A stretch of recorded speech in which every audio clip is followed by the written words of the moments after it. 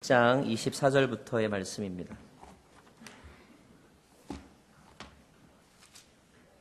사도행전 10장 24절부터의 말씀인데요. 제가 그 중에서 여러분에게 44절부터의 말씀을 봉독하겠습니다. 44절부터의 말씀입니다. 베드로가 이렇게 말하고 있을 때 말씀을 듣고 있던 모든 사람에게 성령이 내려왔습니다. 베드로와 함께 온 할례 받은 신자들은 성령의 은사를 이방 사람들에게까지 부어주시는 것을 보고 깜짝 놀랐습니다. 사람들이 방언으로 말하고 하나님을 찬양하는 소리가 들렸던 것입니다. 그때 베드로가 말했습니다. 이 사람들도 우리와 마찬가지로 성령을 받았으니 물로 세례해 주는 것을 누가 막을 수 있겠습니까? 그래서 베드로는 그들에게 예수 그리스도의 이름으로 세례를 받으라고 명했습니다. 그 후 그들은 베드로에게 자기들과 함께 며칠 더 머물다 갈 것을 간청했습니다. 우리 가신 분이나 남아 계신 분이나 우리가 동일한 영성으로 한 팀이었다고 생각합니다. 우리 옆에 계신 분들에게 같이 한번 하이파이브 하면서 우리는 하나입니다. 한번 서로 축복할까요? 네. 아멘. 우리 한번 더 기도하겠습니다. 하나님, 이 시간에 주의 말씀을 함께 읽고 묵상하며 또 나누기를 원합니다. 듣는 이들에게는 경청의 마음을, 전하는 입술에게는 두렵고 떨림으로 주의 말씀만을 전하는 시간이 되게 하여 주옵소서. 예수님 이름으로 기도합니다.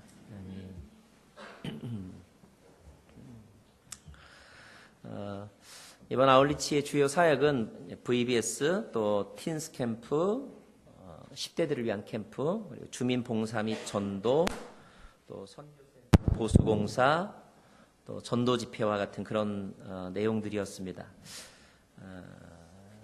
화요일부터 현지 아이들을 위한 VBS가 마을 회관에서 있었는데요. VBS를 한다는 광고는 저희들이 가기 전에 현지 주민들을 통하여서 널리 이렇게 광고가 되어 있었습니다. 화요일 아침이 되었는데 사진에서 보셨던 것처럼 동네 아이들이 이제 호기심을 가지고 막 참석을 했어요. 우리 학생들이 잘 준비해서 따뜻하게 맞아주었습니다. 이번에 제가 놀란 것은 이 아이들이 집에서 하고 행동하는 게 다르더라고요.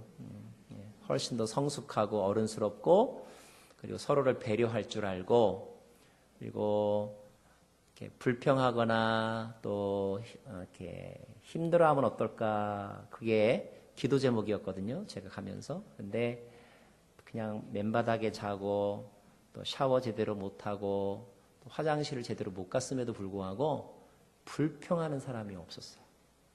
그래서 저는 그게 참 개인적으로 감동이었습니다. 원주민 아이들이 오자마자 우리 포틀랜드에서 온 형들과 언니들이 어울리면서 막 인사하고 같이 노래를 배우고 춤을 추고, 그래서 이렇게 성경학교 분위기가 이렇게 잘 만들어졌습니다. 아이들은 참 순수하구나, 사귀는데 시간이 많이 걸리지 않는구나, 그런 생각을 했어요. 근데 그런 아이들 중에 한 아이가 제 눈에 들어왔습니다. 여자아이였는데요. 이 아이도 아침에 오긴 왔는데 선뜻 그 모임 속에는 이렇게 끼지를 못하더라고요. 그냥 주위만 빙빙 이렇게 돌고 있었어요. 우리 학생들이 가서 반갑게 맞고 이렇게 초대했음에도 불구하고 소녀는 조금 이따 다시 바깥으로 나와서 공연히 그냥 이렇게 발을 차기도 하고, 먼 산 쳐다보고 서성거리기도 하고. 왜 그랬을까? 성격 탓일 수도 있고, 또 자기가 생각하는 재미가 없어서일 수도 있었겠지만, 제가 보기에는 용기가 없는 것 같았어요. 어떤 두려움이 그 아이의 마음을, 그 아이의 발을 묶어놓고 있는 것 같다, 그런 생각이 들었습니다. 그 소녀의 입장에서 한번 생각해 보았어요. 그 소녀에게 우리는 어떤 사람으로 비춰질까? 제가 어렸을 적에 시골에 교회에 있을 때도 여름 때 서울 큰 교회, 뭐 영락교회, 뭐 무슨 큰 교회 대학생들, 언니 오빠들이 와가지고 여름 성경학교 시골교회 해줬던 그런 기억이 제가 나거든요. 그 소녀에게 우리 모두는 이방인입니다. 성경에 보면 젠타일, 이방인이에요. 이방인. 낯선 분위기, 낯선 표정들. 우리들이 VBS를 했던 곳이 사진에 보시면 큰 건물, 마을회관, 컬처센터라고 하는 마을회관인데 저희 교회 건물보다 더 좋더라고요. 예. 자, 그 마을회관은 그 아이들의 놀이터이기도 하고 늘 이렇게 보는 익숙한 공간입니다. 그런데 그 마을회관이 그날은 다른 세상으로 바뀌어 있는 거예요. 데코레이션이 되어 있고 모르는 사람들이 그 안에 가득하고 처음 듣는 음악들이 막 나오고 소녀의 눈에는 이방인들의 다른 세상. 어린아이의 입장에서 호기심도 있었겠지만 두려움도 있었을 것 같아요. 그래서 우리가 내미는 손을 잡고 저 안에 들어갈까 말까, 들어갈까 말까 그렇게 고민하는 모습 제 눈에 들어왔습니다. 사실 이런 고민은 어른들도 똑같이 하는 고민입니다. 누구나 자기에게 익숙한 세계가 있죠. 그 세계 안에서는 평안함을 느낍니다. 쉽고 즐겁습니다. 그러다가 자기 세계가 아닌 새로운 환경, 새로운 사람들을 만나게 되면 누구나 다 긴장합니다. 그리고 주저하게 되죠. 뭔가를 선택해야만 하는데 그 선택이 자신의 인생에 어떤 영향을 줄지 모르기 때문에 그래서 사람들은 망설이게 되는 것입니다. 그 어린 소녀처럼. 우리 지난주 말씀에 배운 환상을 본 베드로, 환상을 본 베드로도 순간적으로 그러했습니다. 그가 환상 가운데 들었던 하나님의 음성은 그가 이제까지 가지고 있었던 고정관념을 흔들어 놓는 것이었어요. 그가 평생 더럽다고 생각했는데 깨끗하다, 이런 음성을 들었습니다. 어떤 사람, 이건 절대 안 돼, 이런 생각을 가지고 있었는데 하나님이 된다라고 말씀하셨어요. 어떤 사람, 남자는 이런 일을 하는 거야 라고 배우면서 평생 살아왔는데 하나님께서 이런 일도 할 수 있어 라고 말씀하실 때 마음속에 굉장한 혼란이 생기는 거죠. 바울은 자기가 본 환상의 뜻이 무엇인지를 고민했습니다. 그리고 묵상했죠. 하나님은 그가 앞으로 해야 될 행동에 대해서 구체적으로 가르쳐 주셨습니다. 어떤 사람이 너를 만나러 오게 될 것이다.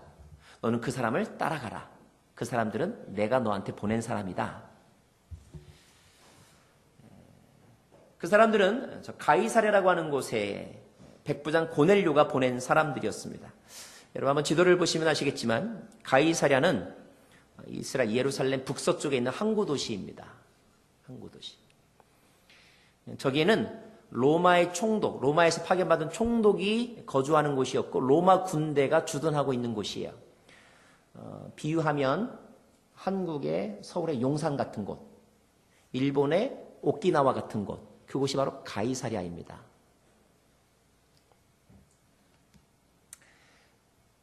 자, 하나님은 베드로에게 저 가이사랴를 가라는 거예요. 베드로는 또다시 선택을 해야만 했겠죠? 갈 것인가 말 것인가. 고넬료라고 하는 사람을 내가 만날 것인가 말 것인가. 순간적인 고민이 있었을지 모르겠습니다. 자, 베드로가 어떻게 했는지 우리 23절과 24절 말씀을 다시 제가 여러분에게 읽어드릴게요. 그러자 베드로는 그 사람을 맞아들여 그 집에 묵게 했습니다. 다음날 베드로는 그들과 함께 길을 떠났습니다. 욥바에서 온 형제들 몇 사람도 동행하게 됐습니다. 이튿날 그는 가이사랴에 도착했습니다. 베드로는 가이사랴를 갔습니다. 자, 여기서 우리는 한 가지 교훈을 얻을 수가 있는데요. 어떻게 하면 우리가 갖고 있는 고민을 끝낼 수 있을까? 여러분, 고민은 언제 끝나냐면 고민은 행동할 때 끝납니다. 프랭클린 루즈벨트 대통령이 이런 말을 했다고 그래요. 우리가 두려워해야 하는 것은 오직 두려워하는 것 그 한 가지다.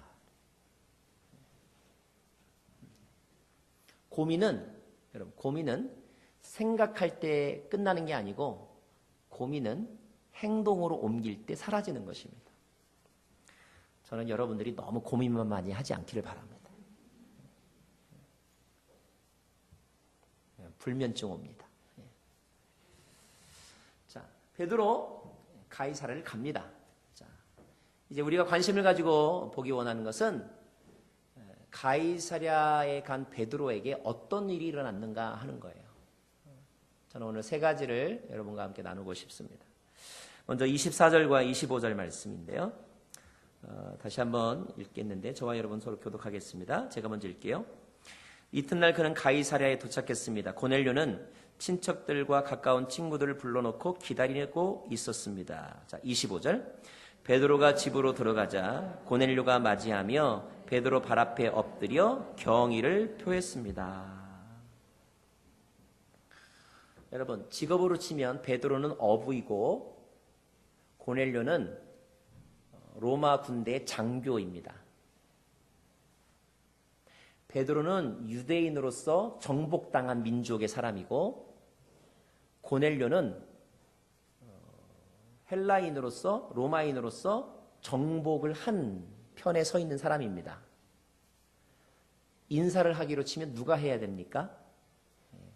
베드로가 그 사람의 무릎 앞에서 절하는 것이 훨씬 더 그 시대의 상황에 맞습니다.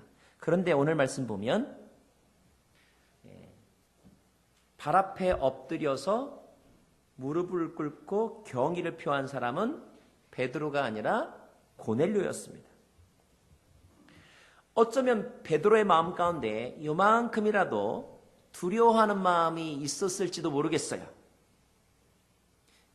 왜냐하면 고넬료가 바로 자기 나라를 침범한 나라의 군인이었기 때문입니다. 하지만 오늘 말씀에서 보는 것처럼 로마 군인이었던 고넬료는 베드로를 함부로 하지 않았어요. 정성을 다해 대접했습니다. 여기에 중요한 진리가 하나 있더라고요. 가이사랴에 갔던 베드로가 처음으로 경험한 것은 하나님의 보호하심이었습니다. 여러분, 하나님은 우리를 보호하십니다. 하나님은 여러분을 보호하십니다. 이번에 아울리치 갔다 온 어떤 학생이 엄마에게 이렇게 말을 했다고 그래요. 거기 가서 집에서보다 더 잘 먹었다고. 평소 그 댁에서 어떻게 먹는지 제가 먼저 가봐야 될 것 같아요. 걱정하는 마음이 있었겠지만 우리가 가서 경험한 것은 하나님의 보호하심이 있더라고요. 여러분, 우리가 선교사로 가신 분들 보면 우리가 이번에 만난 이바울 선교사님, 송유승 선교사님도 마찬가지지만 선교사로 가신 분들 보면 참 힘들겠다, 얼마나 고생일까 이런 생각을 갖습니다. 정말로 어떤 면으로 많이 힘들고 고생스럽게 사십니다. 이번에 선교사님 가정 사시는 데 가봤는데 뭐 살림살이도 많긴 많아요. 많긴 많은데 구색이 갖춰진 게 하나도 없어요. 왜? 여기서 주워오고 저기서 얻어서 쓰고 하니까 다 그냥 제각각입니다. 자녀 교육 문제도 선교사님들에게는 큰 어려움 가운데 하나입니다. 그런데요, 여러분, 그럼에도 불구하고 제가 가서 보니까 선교사님들만이 누리는 특별한 보호하심이 있더라고요. 그래서 선교를 가는 거예요, 여러분. 그냥 우리들의 기준으로 봤을 때 아우 딱하다, 힘들겠다. 예, 그거는 그렇습니다. 그러나 하나님은 하나님의 사람들을 방치하지 않으시더라고요. 지켜주시더라고요. 여러분도 지켜주고 계십니다. 가이사랴에서 베드로가 경험한 것은 하나님이 여기도 계시는구나. 하나님이 나를 보호하시는구나. 자, 베드로가 이제 고넬료와 인사를 합니다. 27절 말씀인데 베드로는 고넬료와 이야기를 나누며 안으로 들어갔습니다. 들어가 보니 많은 사람들이 모여 있었대요. 베드로가 그들에게 말합니다. 여러분도 잘 아시다시피 이렇게 이방 사람과 교제하거나 방문하는 것은 우리 유대 사람으로서는 율법에 어긋나는 행동입니다. 그러나 하나님께서는 어떤 사람도 불결하거나 더럽다고 해서는 안 된다고 내게 보여주셨습니다. 그래서 여러분이 나를 불렀을 때 내가 사양하지 않고 왔습니다. 그 다음 말이 중요합니다. 같이 읽어볼까요? 그런데 시작. 그런데 무슨 일로 나를 불렀습니까? 여러분, 이 질문은 무슨 뜻이에요? 베드로는 그곳에서 일어날 어떤 일들, 팩트를 알고 간 것이 아니라 하나님의 말씀을 믿고 갔다는 것입니다. 여러분, 알고 갈 때가 있고요. 알아야만 움직일 때가 있고요. 그러나 믿음만을 가지고 가야 될 때가 있습니다. 가이사랴는 베드로에게 믿음으로 가는 곳이었지 알고 가는 곳이 아니었어요. 시카고에 있을 때 2006년으로 기억이 되는데 여름에 이스라엘 아울리치를 계획하게 되었습니다. 마침 그때 서울 온누리교회를 포함하여서 모든 온누리 식구들이 이스라엘에서 모여서 평화 대행진을 하기로 했어요. 약 한 1000여 명 정도가 모일 그런 계획이었습니다. 그런데 문제가 생겼어요. 5월쯤인가 6월쯤에 이스라엘과 레바논 사이에 전쟁이 터진 거예요. 전쟁이 일어났습니다. 결국 평화대행진 계획은 캔슬되었어요. 시카고에 있었던 저희 팀은 좀 더 상황을 이렇게 지켜보기로 했습니다. 끝날지도 모른다라는 그런 마음 때문에. 근데 전쟁이 끝나지는 않더라고요. 그래서 우리도 취소할까? 그래도 갈까? 이렇게 기도하고 있었습니다. 근데 그런 기도 가운데 저하고 우리 7명의 사람들이 그때 지원했었는데 7명 가운데 한 분이 더 장로님하고 이 두 사람에게 동일한 확신을 주셨어요. 하나님이 주신 확신이라고 자신하는데 가도 좋다. 그리고 가야 한다라고 하는 확신이었어요. 결국 전쟁 중에 전쟁이 있는 나라에 7명의 사람들이 아울리치 팀으로 가게 되었습니다. 어떤 성도님들 걱정하셨고요. 또 꼭 저렇게 가야만 그게 믿음이 좋은 거야? 이렇게 비판적으로 보는 분도 계셨어요. 충분히 그럴 만합니다. 저도 지금 생각해보면 전쟁 중인 나라에 아울리치를 가는 용기가 어디서 나왔는지 저도 신기해요. 근데 감사한 것은 이스라엘 땅에 들어간 지 이틀째 되는 날 전쟁이 끝났어요.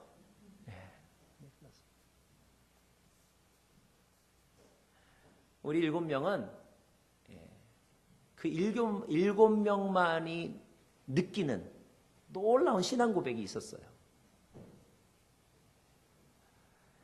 그리고 저희들은 또 어떤 은혜도 누렸냐면 원래 이스라엘 예루살렘이 성지 순례하러 오는 사람 때문에 늘 사람이 많은 도시인데 전쟁 때문에 사람들이 다 취소한 거예요. 전쟁이 끝나는데 예루살렘에 있는 사람들은 좀 과장해서 저희밖에 없었어요. 보통 때 성지 순례를 하려면 사람이 너무 많아가지고 막 이렇게 5분 지나가면서 이렇게 보고 이렇게 하는데 저희는 유모세 선교사님하고 한 장소에서 30분, 1시간씩 예배하면서 거기서 성경 공부하면서 그렇게 순례도 하고 또 사역도 했던 그런 기억이 있습니다. 그때 저희에게는 무모할 정도로 믿음밖에 없었어요. 근데 그 경험은 그 후에 제가 하나님의 일을 하는데 너무 좋은 교훈이 되었습니다. 사랑하는 여러분, 우리는 모든 것을 다 알 수 없어요. 그러므로 다 알아야 뭔가를 할 수 있다는 생각은 어리석은 생각일 수 있습니다. 청년들에게 결혼해야지라고 말하면 아직 준비가 안 돼서요 그러더라고요. 준비될 때까지 기다리다가는 죽습니다. 여러분, 인류의 역사를 바꾼 위대한 결정들은 어떻게 이루어졌는가? 그것은 지식에 의해서가 아니라 믿음에 의해서 이루어졌어요.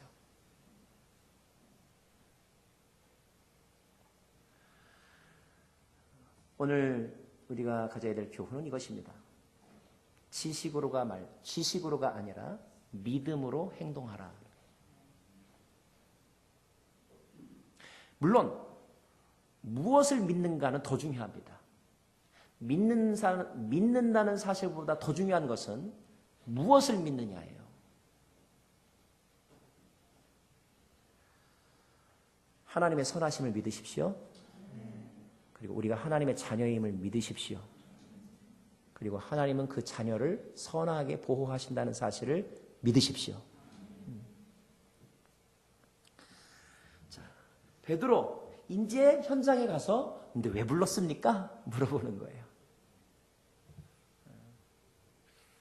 여러분, 교회에서든지 가정에서든지 교회 리더십들이 또 어른들이 부르면 왜요? 라고 묻지 마시고 예? 라고 대답하세요.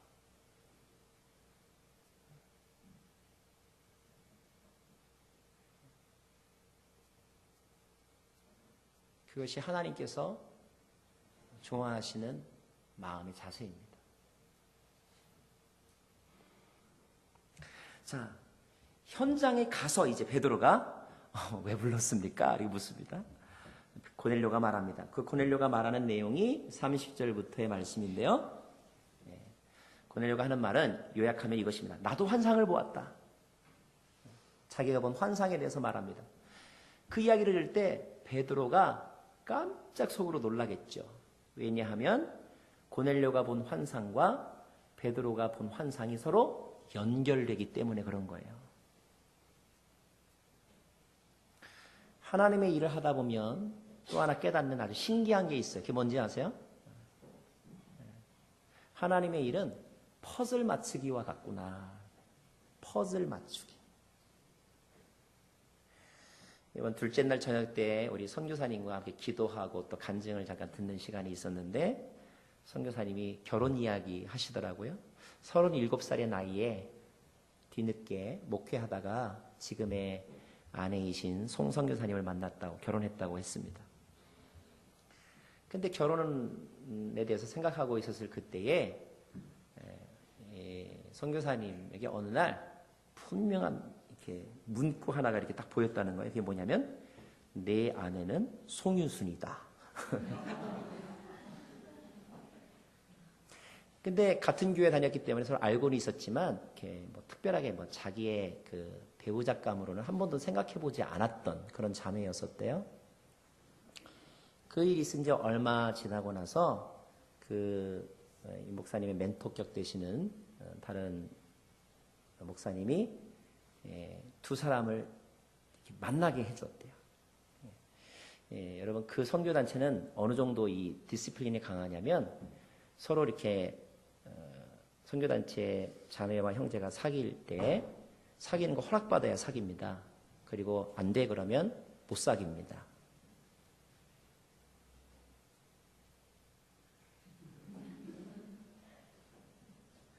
요즘에는 부모들도 아이고 지가 좋으면 알아서 하는 거지 이러는 시대인데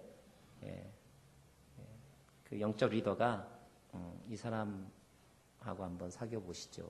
그 사람 아닌 것 같은데 그러면 안 사깁니다. 그 정도로 강한 그런 문화와 영성을 가졌던 선교단체인데 어떤 목사님이 선교사님한테 이제 어떤 자매를 만나보라고 하는 거예요. 근데 그 자매가 누구냐면 이 자매인 거예요. 그래서 이제 만나서 어떤 호텔 커피숍에서 만나서 얘기하는데 이 선교사님이 그랬대요. 내가 사실은 그런 하여튼 기도응답, 환상 같은 것을 보았다. 내 안에는 송유순이다. 그런 걸 보았다라고 이렇게 얘기를 했답니다. 그랬더니 앞에 앉아와 있던 이 자매가 그냥 웃기만 하더래요. 웃기만. 나중에 알게 되었는데 이 자매는 어떤 환상을 보았느냐? 네 남편은 이바울이다. 이런 환상을 보았대요.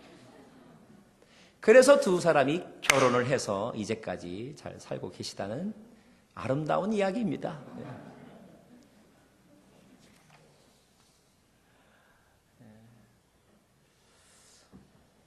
하나님은 동시에 이쪽 사람에게 나타나셔서 말씀하시고, 그리고 이 두 사람을 만나게 하셔서 더 큰 그림을 그려가는 분이십니다.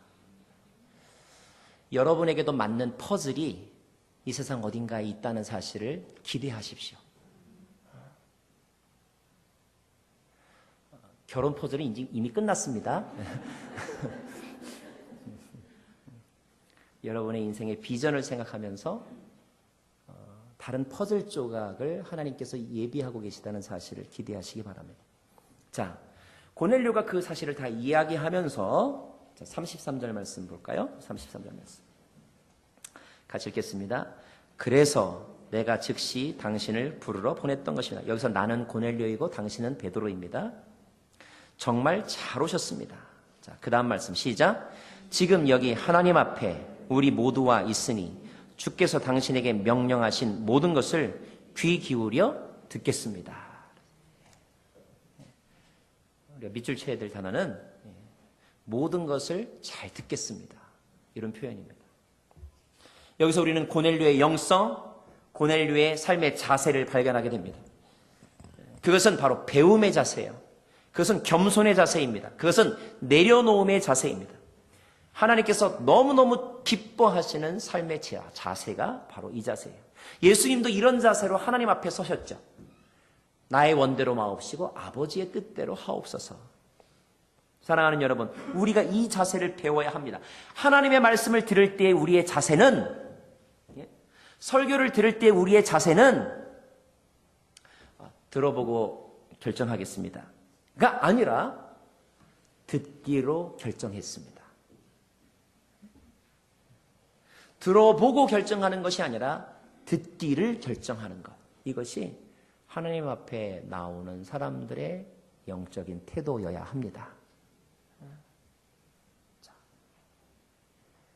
고넬료가 이런 말을 했을 때 환상에 대해서 이야기하고 이제 베드로에게 당신이 무슨 말을 하든지 제가 들을 준비가 되어 있습니다. 말씀하십시오. 이렇게 말할 때 베드로의 마음이 어떠했을까요, 여러분? 너무 기분이 좋았을 것 같아요. 아, 이 사람들은 들을 준비가 되어 있구나. 제가 이번 아울리치에 특별히 목요일 날 저녁 때 150명의 모든 분들이 모여서 함께 말씀을 전할 수 있는 그런 기회가 있었는데, 제가 단에 올라가면서 가진 생각도 동일했어요. 아, 눈빛을 보면 알겠더라고. 들을 준비가 되어 있구나. 여러분, 조심스러운 말이지만 자세를 보면요, 그분이 지금 들으려고 하는지 안 들으려고 하는지를 알 수 있습니다. 잘 듣는 사람은 잘 듣는 자세를 가지고 있고요, 안 듣는 사람은 안 듣는 자세를 가지고 있습니다. 몸의 자세가 그러하고 마음의 자세가 그래요. 눈빛을 보면 알 수 있어요. 포즈를 보면 알 수 있습니다. 근데 제가 느끼는 것은 이분들이 들을 준비가 되어 있구나. 예. 가이사랴에 간 베드로가, 순종하여 가이사랴에 간 베드로가 첫 번째로 경험한 것은 하나님의 보호하심이었고요. 두 번째로 깨달은 것은 준비되어 있구나. 여호와 이레를 경험했습니다. 여호와 이레, 준비하시는 하나님. 구약성경에 보면 이삭을 바치라고 하신 하나님 그때 무엇을 준비하셨습니까? 양을 준비하셨습니다. 깊은 곳에 그물을 던지라고 말씀하신 예수님, 동시에 주님은 뭘 준비하셨을까요? 깊은 곳에 물고기를 준비하셨습니다. 팀을 이끌어가는 사람에게 늘 고민이 있어요. 아우, 이번 일은 누가 할까? 과연 해낼 수 있을까? 근데 제가 이번 아울리치를 통해서 또 역시 깨달은 게 있어요. 아하, 하나님께서 준비시키신 분이 있구나. 계획할 때는 요 일은 요분 아니면 못할 것 같은데, 그런데 가서 보니까 다른 준비된 하나님의 사람이 그 일을 너무너무 아름답게 매듭을 짓고 계시더라고요. 준비가 되어 있는 것을 보면 우리가 마음이 편해지죠. 용기가 생기는 것입니다. 여러분, 여러분의 미래에 대해서 하나님이 준비하고 계십니다. 은혜를 준비하고 계세요. 승리를 준비하고 계세요. 다만 때와 기한은 너희 알 바 아니요. 언제인지 어떤 통로인지는 우리에게 속한 것이 아닙니다. 우리가 그것을 모르는 거지. 우리가 분명히 아는 것은 하나님이 예비하고 계신다는 것. 그 마음을 가질 때 우리 안에 용기가 생기고 평안함이 생기는 거예요. 평안함이 생겨야 설교도 당당하게 할 수 있는 것입니다. 베드로가 그러했어요. 자, 34절부터 43절까지의 말씀이 베드로의 설교입니다. 베드로의 설교. 이때 설교는 아마도 공회 앞에서 유대인들을 놓고 설교할 때와는 달랐을 거예요. 왜요? 들을 준비가 되어 있는 사람 앞에서 설교하는데 얼마나 그가 파워풀했겠습니까? 이 설교 이게 자세하게 이렇게 설명하지 않고 그냥 원문 그 자체를 여러분과 함께 보겠습니다. 자, 34절부터의 말씀을 저하고 함께 보겠습니다. 그러자 베드로가 말하기 시작했습니다. 이제야 내가 깨달았습니다. 이제야 내가 깨달았습니다. 참으로 하나님께서는 사람을 겉모양으로 차별하지 않으시고 하나님을 경외하고 의를 행하는 사람들이라면 어떤 민족이든지 받아주신다는 것입니다. 첫 번째 메시지 아웃라인은 차별 없는 하나님의 은혜. 이것을 그가 설교합니다. 두 번째 36절부터의 말씀. 하나님께서 모든 것의 주이신 예수 그리스도를 통해 평화의 복음을 이스라엘 백성들에게 전해 주신 것을 여러분도 잘 알 것입니다. 요한이 세례를 전파한 후에 갈릴리에서 시작해 온 유대에서 무슨 일이 있었는지도 여러분은 잘 알 것입니다. 자, 그렇게 말한 다음에 38절 말씀 같이 읽겠습니다. 시작. 하나님께서 나사렛 예수에게 성령과 능력으로 기름 부으신 것과 하나님께서 예수와 함께 하심으로 예수께서 선을 행하시고 마귀의 능력 아래 짓눌려 있던 사람들을 모두 고쳐주시며 두루 다니셨습니다. 이것도 너희들이 안다 하는 것입니다. 우리는 예수께서 유대 사람들의 땅과 예루살렘에서 하신 모든 일의 증인입니다. 그들은 예수를 나무에 달아 죽였지만 하나님께서는 3일째 되는 날 예수를 살리셔서 사람들에게 나타나게 하셨습니다. 그러나 모든 사람이 다 본 것이 아니라 하나님께서 미리 선택하신 증인들, 곧 예수께서 죽은 사람들 가운데서 살아나신 후 함께 먹고 마셨던 바로 우리에게만 보여주신 것입니다. 왜 우리에게만 보여주셨을까? 42절 시작. 예수께서는 우리에게 사람들에게 말씀을 전파하라고 명하셨습니다. 살아있는 사람과 죽은 사람의 심판자로, 그리고 하나님께서 세우신 이가 바로 자기임을 증언하라고 하셨습니다. 예수님의 부활을 보고 믿을 사람이 있고요, 듣고 믿을 사람이 있더라고요. 보고 믿을 사람은 오늘 이 제자들, 우리는 다 듣고 믿을 사람들입니다. 자, 그래서 제자들은 어떤 증언을 했느냐면 43절 말씀 시작. 모든 예언자들도 예수를 믿는 모든 사람은 그 이름으로 죄 용서를 받게 된다고 증언했습니다. 예수를 믿는 모든 사람은 그 이름으로 죄 용서를 받는다. 이것이 설교의 내용이었습니다. 자, 여러분, 이 설교에서 가장 중요한 단어가 무엇일까요? 저는 모든이란 단어에 밑줄을 치고 싶습니다. 모든이란 말은 유대인이나 이방인이나 남자나 여자나 군인이나 어부나 차별 없이 모두입니다. 그런데 여러분, 우리가 아무리 모든이란 말을 써도 모든이란 말을 아무리 강조해도 듣는 사람이 이 과정을 거치지 않으면 아무 일도 일어나지 않습니다. 이 과정이 뭘까? 이 과정.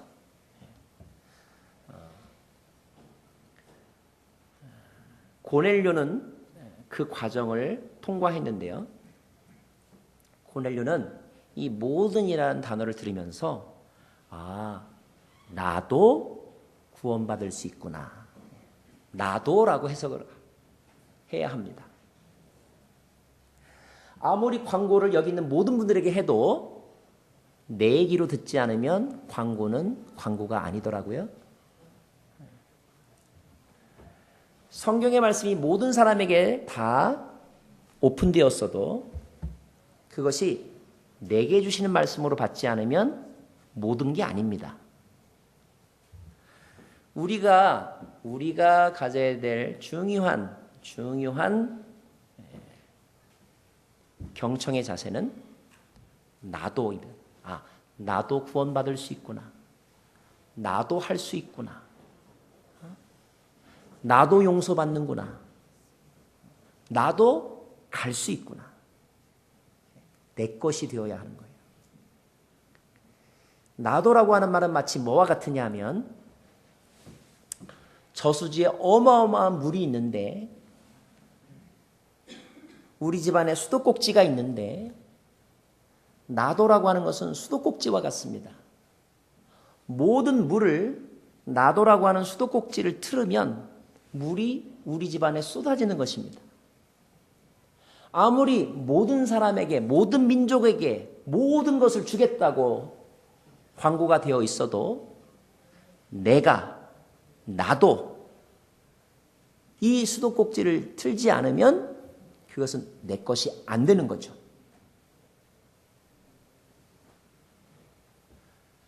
감사한 것은 이 자리에 있었던 고넬료 집안에 있었던 고넬료를 포함한 모든 사람들이 베드로는 모든 사람이라고 말했지만 그들은 나도라고 받아들였다는 거예요. 그렇게 수도꼭지를 틀면 어떤 일이 일어나는지 아십니까? 44절 말씀 읽겠습니다. 시작. 베드로가 이렇게 말하고 있을 때 말씀을 듣고 있던 모든 사람에게 성령이 내려왔습니다.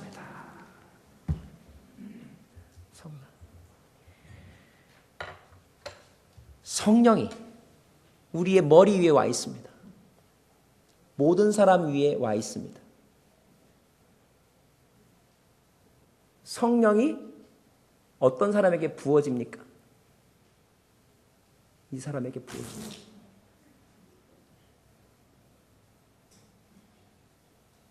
믿음의 꼭지를 열어야 성령이 부어지는 것입니다. 목회자의 눈으로 여러분을 보았을 때 여러분의 머리 위에 하나님의 영이 충만히 거하고 있음에도 불구하고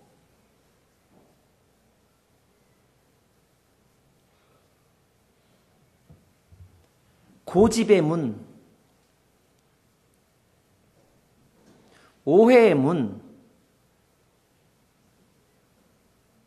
불신앙의 문으로 꽉 잠겨 있어서 하나님의 영이 그냥 그 위에만 머무는 사람들이 목회자의 마음에 보입니다.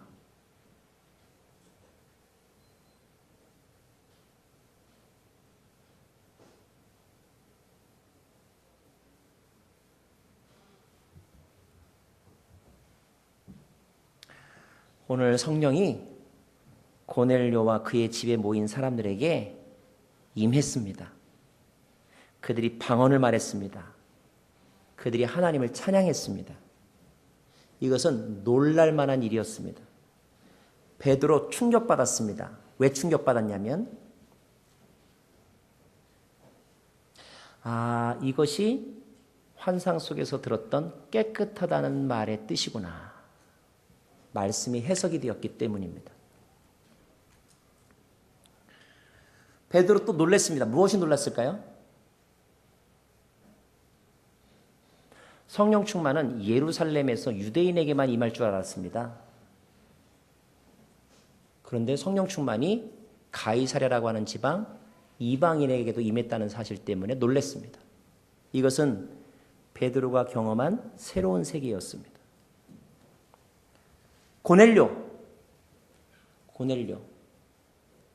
하나님을 이미 경외하는 마음이 있었습니다. 하지만 성령의 세계를 몰랐습니다. 근데 그가 성령의 세계를 경험하게 되었습니다. 아울리치의 세계를 경험했습니다. 순교의 세계를 경험했습니다. 희생의 세계를 경험했습니다. 고넬료의 신앙이 업그레이드 된 것입니다. 또 하나 이 사실이 오늘 말씀을 보면서 제가 발견한 것 하나 있습니다. 우리는 보통 어떻게 생각하냐면 요한의 세례를 받고 나서 그 다음에 예수의 세례를 받으면 성령이 임한다. 이것이 사도행전 5장 6장의 사건입니다. 그래서 우리는 성령은 그런 순서로 임한다고 생각을 하고 있습니다. 근데 오늘 말씀을 보십시오. 오늘 말씀 보면 성령 세례를 먼저 받고 그 다음에 물 세례를 받았습니다. 성령 세례는 이런 순서로 오는 거야 라고 하는 그들의 고정관념이 오늘 사건을 통하여 깨어진 것입니다.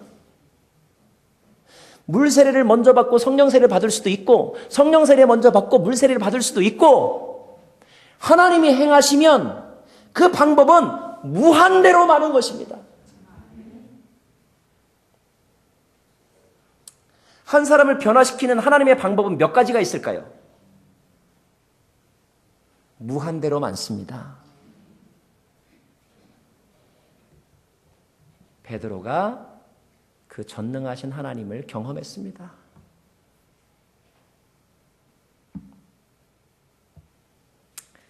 그래서 가이사랴에서 베드로가 경험한 세 가지. 첫째, 하나님의 보호하심을 경험했고 하나님의 예비하심을 경험했고 더 큰 하나님의 능력을 경험했습니다.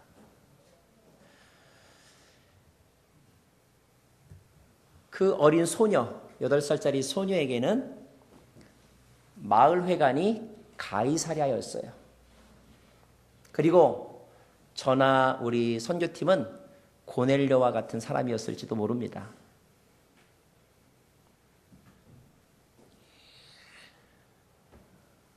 반대로 밴쿠버 호말코 부족은 저희에게 고넬료와 같은 사람이었고 저희에게 가이사랴와 같은 지방이었습니다. 제가 그 아이가 눈에 보여서 그 아이에게로 다가갔습니다. 그리고 손을 굳게 잡고 번쩍 안아서 건물 안으로 들어왔습니다. 그리고 그 아이와 함께 막 율동을 했습니다. 약간 오버하면서 아이의 긴장을 풀어주었습니다. 제가 그렇게 한 이유는 단 하나였는데 저는 그 아이에게 여기가 괜찮은 곳이야 라고 하는 믿음을 주고 싶었습니다. 호말코 부족을 찾아온 포틀랜드 사람들, 우리는 나쁜 사람들이 아니야. 우리는 마음씨가 착한 사람들이며 너희를 섬기러 온 사람들이야 라고 하는 믿음을 주고 싶어서였습니다. 시간이 많이 걸리지 않았어요. 아이가 조금씩 프로그램에 참석하기 시작을 했고 저 없이도 잘 따라가게 되었습니다.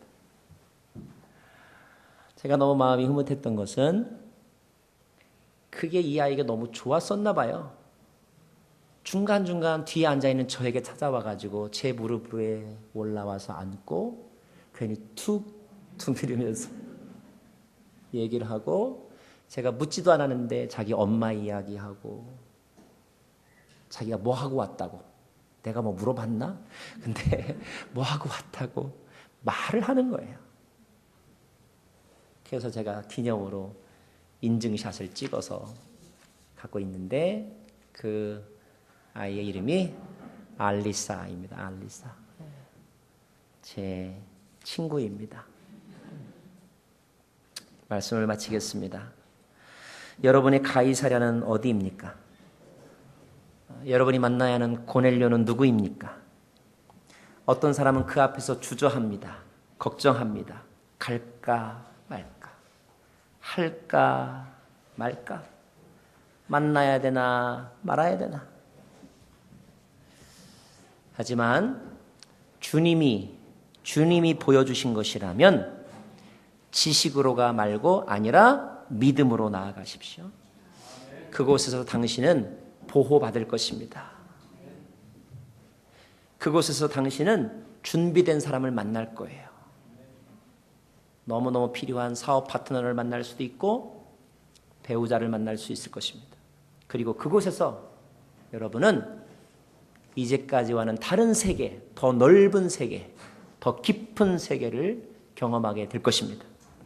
제가 선교할 때마다 즐겨 불렀던 노래가 있는데 그냥 가사 여러분에게 불러드릴게요. 노래도 조금 해볼까요? 더 넓은 세계를 보기 원합니다. 주의 사랑의 눈길로 더 많은 삶을 건지기 원합니다. 우리 섬김의 손길로 더 깊은 헌신 가운데 이끄소서.